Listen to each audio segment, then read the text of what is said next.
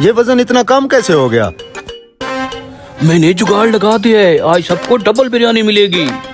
हटे हटे भाई, आए सर। अब भाई कौन हो तुम? हटो। ए भाई दरवाजा खोलो, मुझे एक कैदी को लेके जाना है। ऐसे कैसे दरवाजा खोलूं? कौन हो तुम? What is this? This is काला कोट। काला कोट मतलब लॉयर, वकील। वकील हूँ। ये देखो कोर्ट के ऑर्डर पढ़ो। यार ये क्या हो गया है कांटे को? इतनी बिरयानी डाल चुका हूँ, अभी तक आधा किलो बिरयानी पूरी नहीं हुई। आधा किलो का वेट भी बराबर पड़ा हुआ है। दे ना भाई बिरयानी, इफ्तारी का टाइम हो गया है, रोजा खुलने के बाद देगा क्या? लाओ इधर। ना ना ना ना, आधा किलो वजन पूरा करो। तुम्हें तो पता है जेल के असूलों के मुताबिक हर कैदी को पूरी आधा किलो बिरयानी मिलेगी। ठीक है कर देता हूँ। समझ में नहीं आ रहा आज ये देख कैदियों में पूरी कैसे होगी। ओह, आप तो वकील हैं सर, पहले तो आपको अदालत में कभी नहीं देखा। मेरे वाले साहब एक सीनियर वकील हैं। आज ये केस उन्होंने मेरे हैंड ओवर किया है। मैंने ये केस लड़ना है। हेलो बेटा जी। मैं कह रहा था कि जो केस तुम अरे अब्बा जान, आप टेंशन मत लो, मेरे जिम्मे लगाया है ना ये केस, मेरे ऊपर छोड़ दो बस। हाँ बात तो सुन। अदालत में हूँ। एक मिनट। आए वकील साहब। समझ में नहीं आ रहा ये आधा किलो बिरयानी इतनी ज्यादा कैसे हो गई है। रमजान शरीफ की बरकतें हैं ना जी। ये कैदी नंबर 11 को साथ लेके जाना है पेशी आज। तुम हो गामा साहब? हाँ जी मैं हूँ। तो फिर चलो मेरे साथ, मैं तुम्हारा नया वकील हूँ। लेकिन मेरा वकील तो वो चचा। अरे उन्होंने केस मेरे हैंड ओवर कर दिया, मेरे वाले साहब हैं वो। अब से मैं तुम्हारा केस लड़ूंगा, ठीक है? ठीक है सर। दे दो वापस ये जेल की बिरयानी। किसी अच्छे से रेस्टोरेंट में खाना खाने का टाइम है, तुम रिहा हो जाओगे आज। मैं छूट जाऊंगा आज। अरे तुम टेंशन ही मत लो, चलो। आ गया भाई। God bless you sir. उम्मीद है आप भी अपने वाले साहब की तरह अच्छे वकील बनेंगे। बनेंगे? अबे मैं हूँ। अदालत जा रहे हैं, देखना अभी जज साहब इसे मेरे दलाइल पे छोड़ देंगे। चलो। ए भाई मुझे तो निकलने दे। Order order. तमाम गवाहों और सबूतों को मद्देनजर रखते हुए अदालत इस कैदी को आजाद करती है। अब्बा जी पढ़े ये फाइल पढ़े जरा। अरे अब्बा जी, जो केस आप पूरी जिंदगी लड़ते रहे मगर जीत नहीं पाए, वो मैंने पहली पेशी पे ही जीत लिया है। और ये रहा वो कैदी, रिहा करवा के आ गया हूँ। बेवकूफ। व्हाट? बेवकूफ? अब्बा जी, आप अगर अपनी नाकामी का एतराफ नहीं कर सकते तो कम से कम मेरी कामयाबी की मुबारकबाद तो दे दें। केस जीत के आया हूँ। मैंने इस केस को सारी जिंदगी संभाल के रखा और मैंने इसी केस के जरिए तुझे, तेरे बहन भाइयों को पढ़ाया लिखाया, माल कमाया, घर बनाया। और अब ये केस मैंने तुझे तेरे बच्चों के लिए दिया था और तू है कि एक ही दिन में केस खत्म करवा आया। अंडे खाने की बजाय तूने मुर्गी ज़िबा कर दी। मैं तुझे बेवकूफ ना कहूँ तो और क्या कहूँ। ये कहानी है शहर के सबसे बड़े अमीर आदमी। रात के 2:30 बज रहे थे, उसे नींद नहीं आ रही थी। वो मुसलसल अपने अंदर की बेचैनी से लड़ रहा था। इतनी नींद की गोलियां खा चुका हूँ, फिर भी मुझे नींद क्यों नहीं आ रही? पैसा, दौलत, शोहरत सब कुछ तो है मेरे पास, फिर भी ये अंदर की बेचैनी क्यों खाई जा रही है मुझे? रहमान! साहब जी इतनी रात हो गई, आप अभी तक सोए नहीं? 10 नींद की गोलियां खा चुका हूँ, फिर भी नींद नहीं आ रही मुझे। तुम ऐसा करो, गाड़ी निकालो। साहब जी इतनी रात को कहाँ जाएं? अच्छा साहब जी अभी निकलवाता हूँ। ए जल्दी से गेट खोलो, साहब ने जाना है कहीं।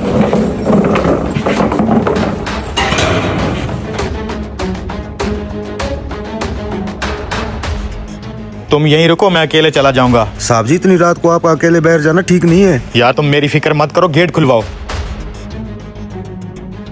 ना किसी मंजिल का पता है और ना ही किसी रास्ते का। ये अमीर आदमी अपने पेंट हाउस से निकल पड़ता है, अनजान रास्तों से गुजरते हुए बस यही सोचता है कि कहीं तो उसे सुकून मिलेगा। और फिर उसकी नजर मस्जिद के अंदर जल रहे एक दिए पे पड़ती है। हैं? रात के 2:30 बजे ये मस्जिद के अंदर दिया किसने जलाया होगा?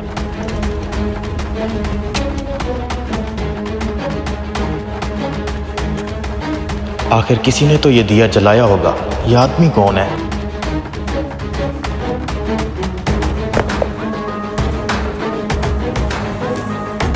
रात के इस वक्त तुम मस्जिद में दिया जला के अकेले बैठे हो, क्या हुआ भाई, क्या परेशानी है?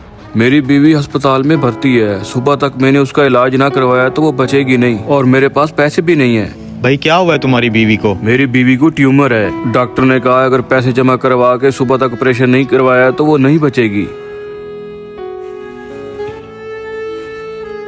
भाई ये पैसे रखो, इन पैसों से तुम अपनी बीवी का इलाज करवा लेना।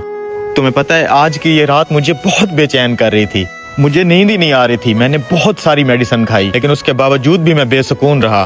फिर जब मस्जिद के इस दिए पे मेरी नजर पड़ी तो मैं इसकी तरफ खिंचा चला आया।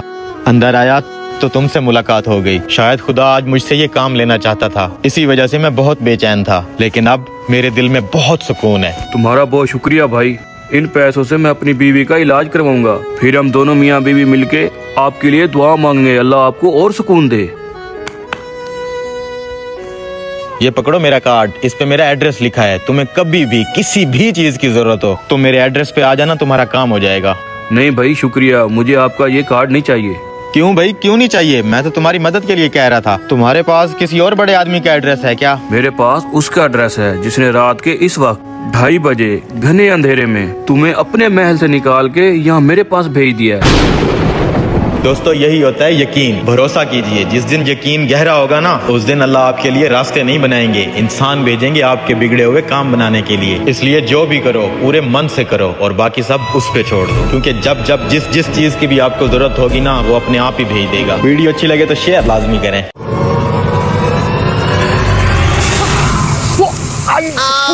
अबे क्या होगा तुझे? मिर्गी का दौरा तो नहीं पड़ गया? Oh sorry. साथ ये मेरा हाथ है, स्त्री वाला स्टैंड थोड़ी है। तो ये है इस शहर का मशहूर धोबी। जी साहब, बंदा ना चीज हाजिर है। क्या हुक्म है मेरे लिए? धोबी जानते हो इस डब्बे में क्या है? अबे ओए, सस्ती फिल्म के हीरो हम धोबी हैं, नजूमी थोड़ी हैं। हमें क्या पता डब्बे में क्या है। दोबारा ऐसा ठंडा जोक मत करना, शायद तुम मुझे जानते नहीं हो। छोड़े बॉस, जो हम काम करना है वही करते हैं। और जानते हैं जी, क्यों नहीं जानते? ये वही है ना जो ट्रेन में पापड़ बेचता है। हटा। छोड़ो मलक साहब। अब मेरी बात गौर से सुनो धोबी। दुबई के मशहूर शेख अल जलेबी ने ये कुर्ता मुझे गिफ्ट किया है। हाँ, तो हमें भी ये कपड़ा इंडिया से रवीना टंडन ने गिफ्ट किया है। आप बोल। अबे तुझे चुप नहीं आती? छोड़े मलक साहब इस बेवकूफ को। आप बताएं क्या करना है इस कुर्ते के साथ? इस कुर्ते को बेहतरीन तरीके से प्रेस करना है। स्त्री करना स्त्री। और खबरदार, अगर इस कुर्ते पर कोई दाग लगा या इसको कोई नुकसान पहुंचा तो नहीं तो तू क्या करेगा? तू बदमाश है? तो हमें जानता है हम कौन है और हम क्या करेंगे। oh, no. हम धोबी हैं और इसको अच्छे तरीके से इस्त्री करेंगे। आप टेंशन ना ले। मुंह मांगे पैसे दूंगा, बस इस कुर्ते का ख्याल रखना, बहुत ही कीमती कुर्ता है।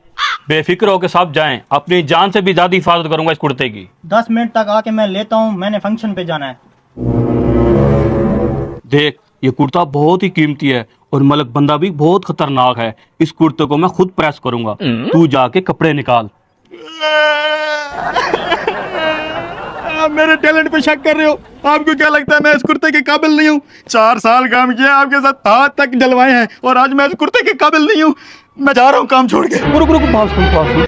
ले बेटा, तू कर ले इसको प्रेस, जरा एहतियात से करियो, मैं कपड़े निकालता हूँ। ठीक है। आज तो खेलूंगा इस कुर्ते के साथ। oh, no!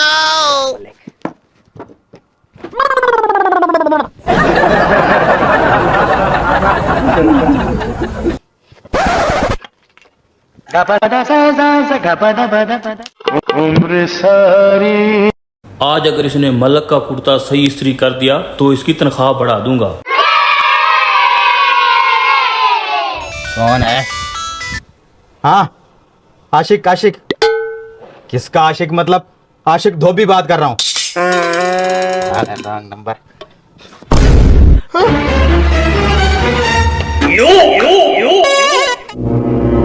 अब जाके देखता हूँ मलक के कुर्ते का क्या बना।